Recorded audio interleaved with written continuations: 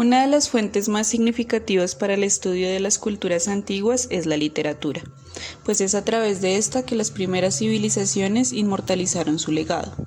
Grecia tiene una vasta obra literaria conocida y recuperada, que da cuenta de la vida y creencias de su cultura. En esta ocasión exploraremos y analizaremos algo de la ideología griega desde los ojos del poeta Eurípides con su obra Medea. Medea es una obra que puede abordarse desde distintos puntos, pues Eurípides postula a través de la obra equivalencias y críticas a la ciudad, el gobierno y la imposición monárquica y patriarcal. Pero lo más importante es que hace una crítica directa a la propiedad del cuerpo y la vida de la mujer para los hombres de la Grecia antigua. Y es por esto último que Medea es considerada como una obra de alto impacto para la literatura y la cultura occidental. En síntesis, se trata de una antítesis de la concepción griega de lo femenino y lo masculino. Este análisis se realizará en tres partes. Primero, la influencia de la obra en el pensamiento feminista occidental a través de una relación con la escritora y activista Kate Millett. Segundo, la crítica que hace el autor hacia el gobierno, la ciudad clásica y, por supuesto, la posición de la mujer. Tercero, la representación del ciudadano en la obra de acuerdo con la política de Aristóteles, haciendo énfasis en el papel de la mujer extranjera. Kate Millett fue una pensadora estadounidense especialmente activa durante el siglo XX. Su pensamiento feminista, considerado por algunos de índole radical, está basado en la noción de que no existe ningún factor de diferenciación intelectual o emocional entre el hombre y la mujer y que, por el contrario, el patriarcado es una manifestación cultural e histórica. Esta tesis central a su obra tiene su máxima expansión en su libro Política Sexual, en el que desarrolla una crítica a la sociedad patriarcal, particularmente desde la literatura. Es por esto que nos parece de particular interés profundizar un poco en las tesis establecidas en su libro para encontrar parangones culturales específicamente para la obra Medea. Para efectos de la concisión necesaria en el formato de este análisis, proponemos profundizar en la tesis fundamental del pensamiento de Millett. Todas las formas de desigualdad humana brotaron de la supremacía masculina y de la subordinación de la mujer, es decir, de la política sexual, que cabe considerar como la base histórica de todas las estructuras sociales, políticas y económicas. Consideramos fundamental esta tesis porque a partir de ella se construye la diferenciación que hace Millett de las causas del patriarcado como una construcción exclusivamente cultural, y es precisamente este tipo de expresión cultural la que encontramos en el pueblo griego y que se expresa en la obra de Eurípides. Es tan así que desde el principio de la obra encontramos el eco de esa sociedad patriarcal en boca de la nodriza en el acto primero cuando dice: porque salva su matrimonio la mujer que no le alza la voz a su marido. De esta manera, Eurípides nos va haciendo partícipes como testigos de esta realidad del pueblo griego, pero además mostrándonos el conflicto existente entre la costumbre, la política patriarcal y la verdadera justicia, como cuando en el acto segundo escuchamos a Medea implorar a Zeus y a Temis, su hija. Gran Zeus, y tú, Temis, venerable diosa de la justicia, veis cómo sufro y, sin embargo, los juramentos solemnes me tienen atada a un marido maldito. En este caso, es evidente que el conflicto se resuelve pasando por encima de la justicia, sacrificando a la mujer en aras de un juramento considerado solemne, que es expresión de la política sexual. Ahora bien, en esta tragedia, Medea, proveniente del reino de Cólquide, es presentada ante los ojos de los corintios como una mujer bárbara. ¿Pero por qué se le considera así?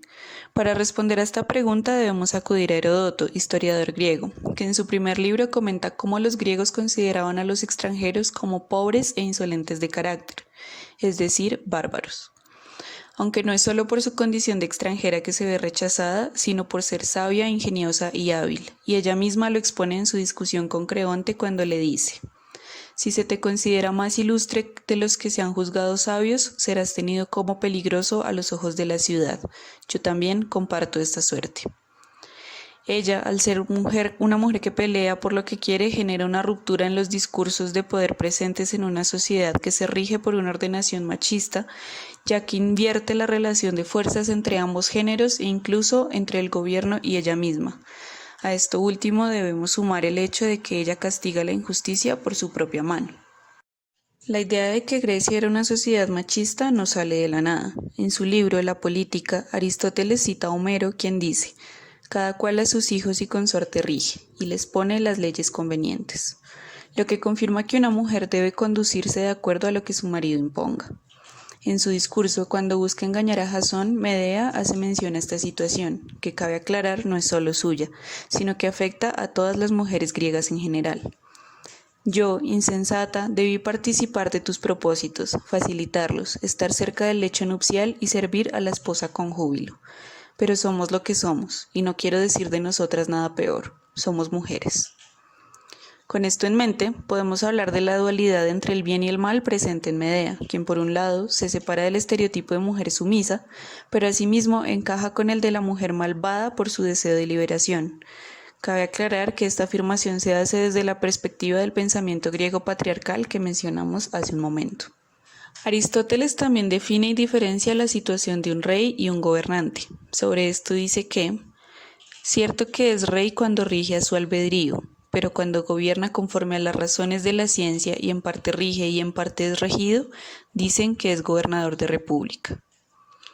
En esta obra es claro que nos encontramos con un rey, Creonte, que es quien toma la decisión de casar a Jasón con su hija y la de desterrar a Medea y a sus hijos.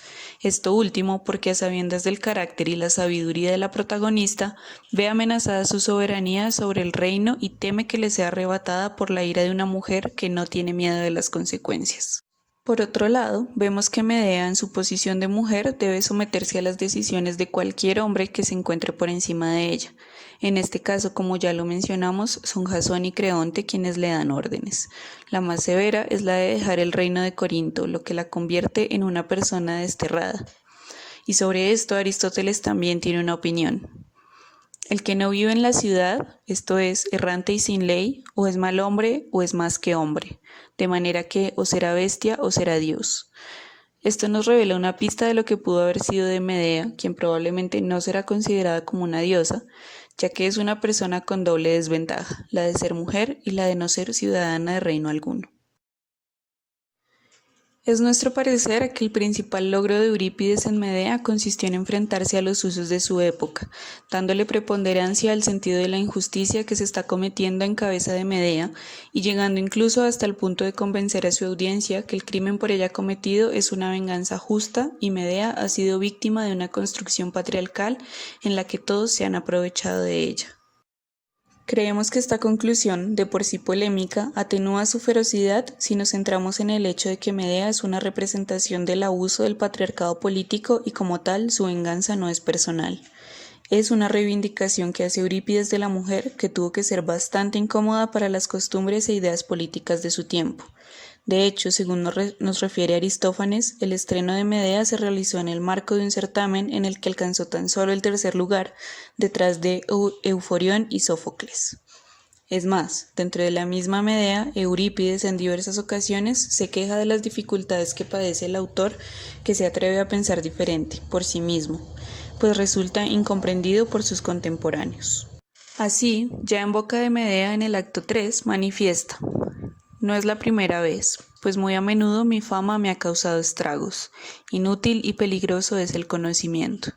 Suministra a los ignorantes conocimientos nuevos y serás tachado de inútil y de necio".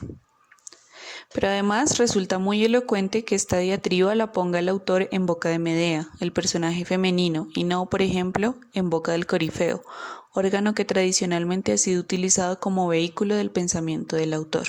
Luego de esto, solo nos queda celebrar el atrevimiento que tuvo Eurípides por presentar una obra tan enriquecedora como Medea.